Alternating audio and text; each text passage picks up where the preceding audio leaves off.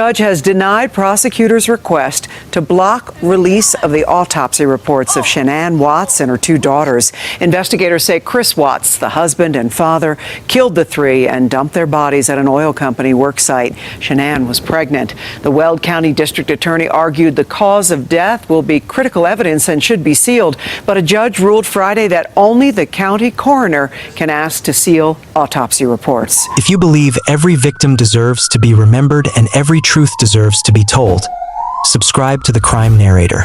These stories live on because you're here to hear them. In the early hours of August 13th, 2018, Shanann Watts was reported missing, but the truth of what happened to her would not emerge from words, witnesses, or confessions alone. It would come later, in silence, from her body. When Shanann's remains were recovered from a shallow grave near the oil site in Cervi Ranch, investigators already suspected foul play. But suspicion isn't justice. Evidence is. And the autopsy would become one of the most critical pieces in unraveling what really happened inside the Watts household. Shanann was 15 weeks pregnant at the time of her death, a detail that would later add another devastating layer to the case. According to the autopsy report, her body showed signs consistent with manual strangulation. There were no defensive wounds, no scratches or bruises that suggested a struggle. This detail shocked investigators. It suggested familiarity, trust, a lack of expectation that harm was coming. There were also no drugs or toxins found in her system, eliminating early theories of poisoning or overdose. The cause of death was clear and chilling: asphyxia due to strangulation. The manner of death? Homicide. The autopsy couldn't capture fear, betrayal, or the final moments Shanann may have experienced, but it did expose something crucial. This was not an accident. This was not a crime of passion spiraling out of control. The lack of trauma beyond the strangulation suggested a calculated act, one carried out quietly, deliberately, and without interruption. Forensic evidence often speaks louder than confessions, and in Shanann's case, it told investigators exactly what they needed to know, even before Chris Watts would later admit his guilt. This was only the beginning. As more forensic details emerged, the story Shanann's body told would grow darker and more damning. While the cause of Shanann Watts' death was tragically clear, the autopsy also revealed details that helped investigators reconstruct when and how the crime unfolded. Time in this case was as revealing as the injuries themselves. The condition of Shanann's body indicated she had been buried for several days before being discovered. Decomposition patterns aligned with the timeline investigators were already building, one that placed her death in the early morning hours of August 13th, shortly after she returned home from a business trip. This detail directly contradicted Chris Watts' initial claims that Shanann had taken the children and left the house alive. Equally important was what the autopsy revealed about her pregnancy. Shanann was carrying a male fetus, later confirmed through forensic examination. The pregnancy was viable and progressing normally, eliminating any suggestion of medical complications that could have contributed to her death.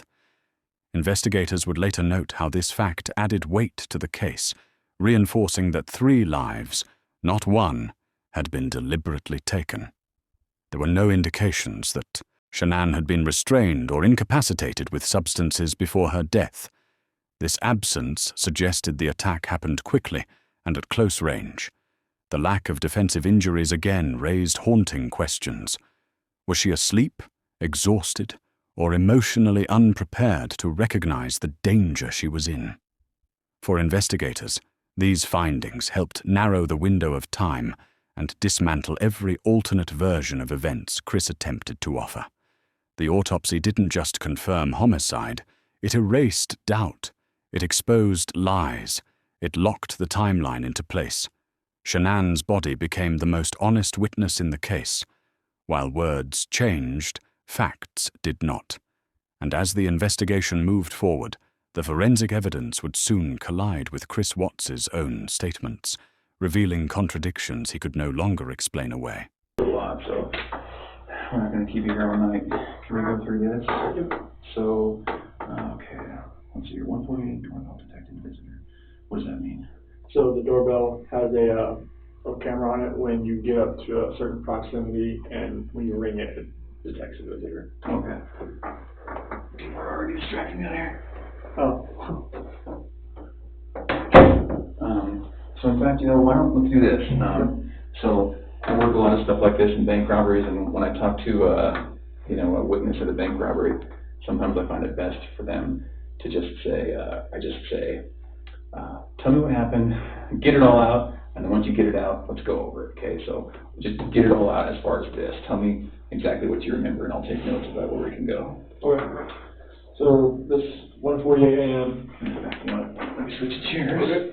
Because when they come knocking, when they come knocking, I gotta use that key. Do you need more water? No, I brought you a Gatorade. Oh, thanks. All right. Alright, so 1:48 a.m., doorbell detects the visitor. So when we were over at the neighbor's house, the next day we were looking at his camera as well, and it didn't show anybody walking up to the driveway, which is kind of weird. That's the only reason I put that on there. Because it showed Nicole dropping her off, but nobody actually walking up to the house. It was kind of weird. But she was in the house. Okay. So, and what time are we talking? This is still 1:48. Okay. So, 2 a.m., Shanann gets in the bed with me. 4 a.m., that's when my alarm goes off for work, and I'm supposed to get dressed, brush my teeth, everything I do upstairs. Okay. 4:15, that's when I get back, slide right into bed next to her, and start having a conversation with her about having the house up for sale, and talking about actually proceeding with the separation. Okay. And obviously it gets pretty emotional, like we're talking about, we felt the disconnection was there, like falling out of love. And By the time Chris Watts began changing his story, the forensic evidence had already painted a picture he couldn't escape. What the autopsy revealed didn't just contradict his words, it cornered him. Chris first claimed Shanann had strangled their daughters in a moment of rage, and that he killed her in retaliation.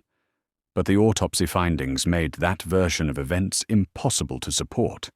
Shanann's body showed no signs of a violent struggle, no injuries consistent with a sudden, emotional altercation. There were no defensive wounds, no bruises suggesting a fight for survival. Instead, the evidence pointed to a controlled act, one that unfolded quietly. Investigators also focused on the positioning and condition of Shanann's remains. She had been buried face down, wrapped in a sheet from the family home. This detail wasn't just disturbing. It was telling. It suggested planning after death, not panic, not remorse. The act of transporting and burying her body required time, intention, and emotional detachment. The autopsy further dismantled Chris's claims by confirming that Shanann and her unborn child died from the same cause, lack of oxygen due to strangulation. There was no evidence she had attacked anyone beforehand, no injuries that aligned with Chris's shifting narratives. Each forensic detail tightened the noose. Every new admission Chris made only seemed to adjust to what investigators already knew, never the other way around. It became clear that his confessions weren't acts of honesty, but attempts to regain control of a story that science had already exposed. In the end, Shanann Watts didn't need a voice to tell the truth. Her body did it for her, and when the evidence met the confession, there was nowhere left for Chris Watts to hide. When the case against Chris Watts moved toward its legal conclusion, the autopsy evidence followed him into the courtroom, quiet, clinical, and devastating. So I mean, they're not gonna let me go.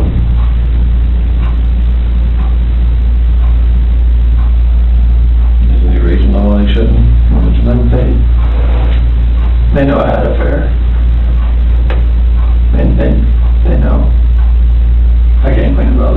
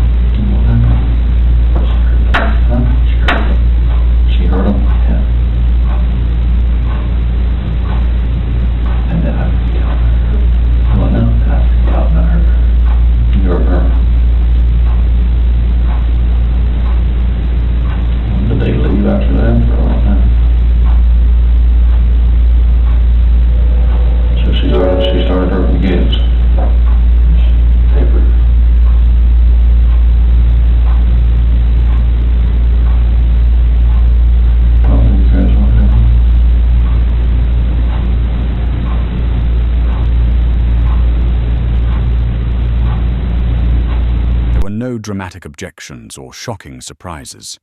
The facts spoke for themselves, and they spoke loudly. Prosecutors relied heavily on the forensic findings to establish intent. Shanann Watts did not die in a chaotic confrontation. She was not injured in a mutual struggle. The absence of defensive wounds, combined with the cause of death, reinforced a chilling conclusion. This was a deliberate act, carried out with full awareness. In legal terms, it meant premeditation could not be ruled out. The emotional weight of the autopsy details was impossible to ignore. Shanann was 15 weeks pregnant, and the unborn child, later named Nico, was legally recognized as a victim. The confirmation that both mother and child died from asphyxiation intensified the gravity of the charges and underscored the scale of the loss. In court, these findings stripped away any remaining ambiguity. Chris Watts' shifting explanations no longer mattered. His words were secondary to the science.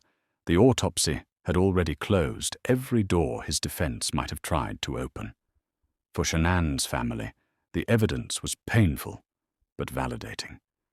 It confirmed what they had feared and what they had fought to have acknowledged. For the public, it reframed the case from a shocking disappearance to a calculated family annihilation, forever altering how the story would be remembered. What I'd like to say to the court is that Shanann, Bella, and Nico love and caring people. They love life. They love being around people who love them. They always had good times. This is the first time they went to the beach this year, and they loved it. But God only knows what happened that night. Life will never be the same without Shanann, Bella, and Celeste and Nico. Had all their lives to live. They were taken by a heartless one. This is the heartless one, the evil monster, who dare you take the lives of my daughters Shanann, Bella, Celeste, and Nico. I trusted you to take care of them, not kill them. And they also trusted you.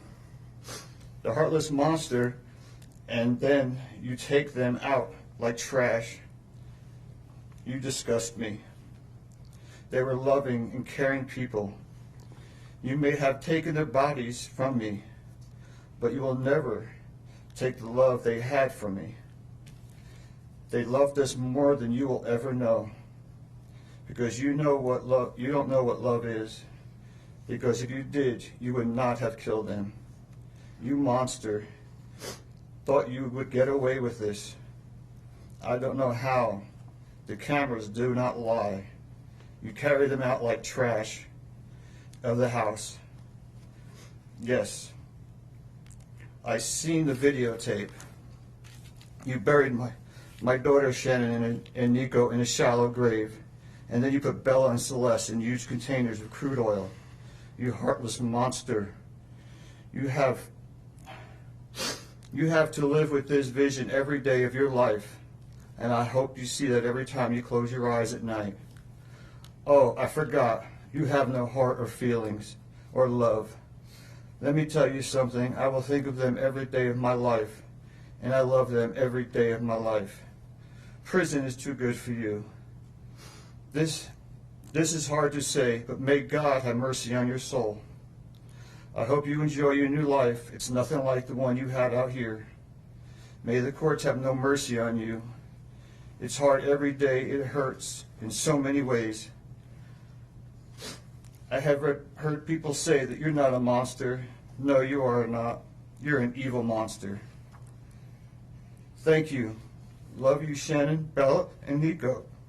Chris Watts would ultimately plead guilty, avoiding a trial but not the weight of the evidence. He was sentenced to multiple life terms without the possibility of parole. A maximum sentence would be appropriate, and anything less than the maximum sentence would depreciate the seriousness of this offense. So the court is going to sentence Mr. Watts as follows. With regard to count number 1, murder in the first degree as it relates to Shanann Watts, the court is going to sentence you, sir, to a life sentence in the Colorado Department of Corrections, followed with no possibility of parole. And that is going to run consecutively to all but counts 3 and 4. With regard to count 2, as it relates to murder in the first degree with Bella, the court is going to sentence you to life in the Colorado Department of Corrections with no possibility of parole. With regard to count number 3, the court is going to sentence you as it relates to Celeste to life in the Colorado Department of Corrections with no possibility of parole. The autopsy findings ensured there would be no alternate narrative, no lingering doubt. Shanann Watts's body revealed the truth when no one else could, and that truth followed her killer to the very end. Years after the sentencing, the autopsy evidence in the Shanann Watts case continues to echo, long after headlines faded and court documents were filed away. For many, it remains one of the most haunting aspects of the crime, how much the truth was revealed without a single spoken word. The forensic findings didn't just solve the case, they reshaped how the public understood it. This was not a crime born of sudden rage or emotional collapse.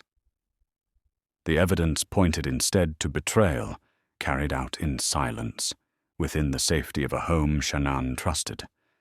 That realization is what continues to unsettle people years later. True crime analysts often return to this case because of how clearly science cut through deception. Chris Watts changed his story multiple times, but the autopsy never changed. It remained the one constant, unmoved by manipulation, denial, or revision. The Nation. So she's supposed to get home at like 11. She got home at like 1:48. She got in bed about 2. What was she going for, like family trip or what? It was a Thrive direct sales. It was a local event that was down there between a bunch of leaders in the company. And that day she was back, I mean... I left work early that morning, like 5:15, 5:30. So like she barely got into bed pretty much. And, you know, this might be a tough question, but did you guys get into an argument before she left? It wasn't like an argument. We had an emotional conversation, but I'll leave it at that. But I just want them back. I just want them to come back. And if they're not safe right now, that's what's tearing me apart. Because if they are safe, they're coming back. But if they're not, this has got to stop. Like somebody has to come forward. Have you spoken to her family, like her parents? Yeah, they've been in constant contact, like every hour. I mean, everybody back in North Carolina and the East Coast. I mean, from Maine to Florida. In many ways, it became the moral center of the case, grounding outrage in undeniable fact. For Shanann's family, the evidence ensured her story could not be rewritten. It preserved her truth in permanent record and guaranteed accountability. For the public, it served as a grim reminder that the most dangerous betrayals often come from those closest to us. Today, Shanann Watts is remembered not for how she died, but for what her life represented. A mother, a daughter, a woman with plans for the future. The autopsy evidence helped secure justice, but it also left behind a lasting responsibility to remember the victims, not glorify the killer. Because in the end, this case was never about Chris Watts's prison life or his regret. It was about a woman whose body spoke when she could no longer speak for herself, and whose truth could never be buried. As time moves forward, the Shanann Watts case remains a point of reference, not because of the killer, but because of what the evidence taught investigators, courts, and the public about truth, accountability, and justice. Chapter by chapter, the autopsy findings became a roadmap showing how science can cut through deception when emotions, lies, and public speculation threaten to cloud reality. One of the most enduring lessons of this case is the power of forensic consistency. While narratives shifted and interviews grew more tangled, the medical evidence stayed firm. It demonstrated how critical it is to let facts lead an investigation, not assumptions, appearances, or carefully crafted stories. In cases of domestic violence and family annihilation, this principle can mean the difference between justice and doubt. The case also changed how many people view perfect lives presented online. Shanann appeared happy, driven, and deeply invested in her family. The evidence revealed a brutal truth. Danger doesn't always announce itself. Sometimes it hides behind routine, familiarity, and trust. That realization has sparked broader conversations about recognizing warning signs, believing victims, and taking concerns seriously, even when they don't fit a stereotype. For investigators and forensic professionals, the Watts case is now studied as an example of how post-mortem evidence can reconstruct timelines, refute false confessions, and support airtight prosecutions. For the public, it remains a reminder that justice isn't always loud. Sometimes it arrives quietly, through lab reports, measurements, and findings that cannot be argued away. Shanann Watts' legacy lives in that truth. Her case continues to educate, warn, and remind us why evidence matters, and why victims must remain at the center of every story told. Even years after the tragedy, the autopsy of Shanann Watts remains one of the most talked about aspects of the case, a stark reminder of the unflinching truth that her body revealed. While headlines fade and new cases dominate the news cycle, the forensic findings continue to shape conversations about justice, domestic violence, and the power of evidence. The autopsy didn't just determine how Shanann and her unborn child died. It shaped the legal strategy, guided investigators, and left no room for doubt. Every detail, the cause of death, the absence of defensive injuries, the state of the pregnancy, served as an unchangeable witness to the crime. For the court, it was irrefutable proof. For the public, it was a mirror reflecting the unimaginable betrayal she faced in her own home. But the impact extends beyond legal proceedings. The case has influenced how domestic abuse and family homicide cases are studied, investigated, and reported. Forensic science became the backbone of truth, showing that even when a killer lies, evidence speaks louder. It reminded investigators and audiences alike that victims' stories are often written in silence, and it is science that can help translate them. Moreover, Shanann's legacy lives through awareness. The details revealed by her autopsy have sparked dialogue about warning signs in relationships, the importance of taking concerns seriously, and the responsibility of authorities and communities to protect those at risk. While the pain of loss is irreplaceable, her story continues to teach, warn, and inspire vigilance. In the end, the Watts case is remembered not for the lies or manipulations of the killer, but for the truth that could never be hidden. Shanann's body spoke, and that truth endures, quiet, unwavering, and impossible to ignore. Years after the Watts case shook the world, Shanann Watts' story continues to resonate, not because of media coverage or sensationalized reporting, but because of the irrefutable truth revealed by her autopsy.